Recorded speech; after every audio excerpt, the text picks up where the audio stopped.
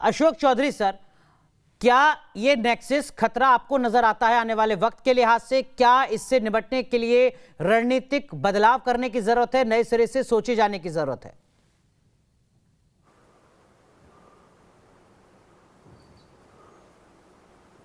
हाँ, मैं इस बात से पूरी तरह से सहमत हूँ कि जो अभी जनरल बिपिन रावत साहब ने भी कहा था कि पाकिस्तान, चाइना और तालिबान, ये जो तुर्की के साथ या और भी ये चाइना जो कोशिश कर रहा है मिलाने की, इसको हमें बड़े ध्यान से परखना पड़ेगा।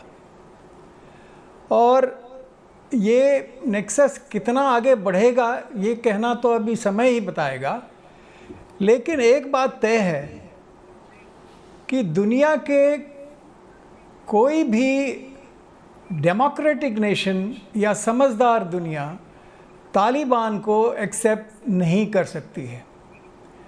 दूसरी बात यह है कि हमारा देश जो एक डेवलपिंग पावरफुल देश है पूरी दुनिया के अंदर जी, उनको अपना ध्यान रखना है, अपनी नीति की तैयारी करनी है।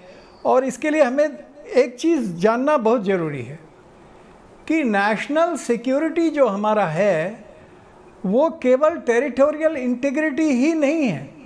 कई लोग समझते हैं नेशनल सिक्योरिटी तो टेरिटोरियल इंटीग्रिटी, वो तो हम यकीन कर ही लेंगे, लेकिन उसके साथ साथ हमें एक बड़े वाइड स्पेक्ट्रम में देखना पड़ेगा, चाहे वो पॉलिटिकल हो, इकोनॉमिक हो, कल्चरल हो या मिलिट्री इनिशिएटिव।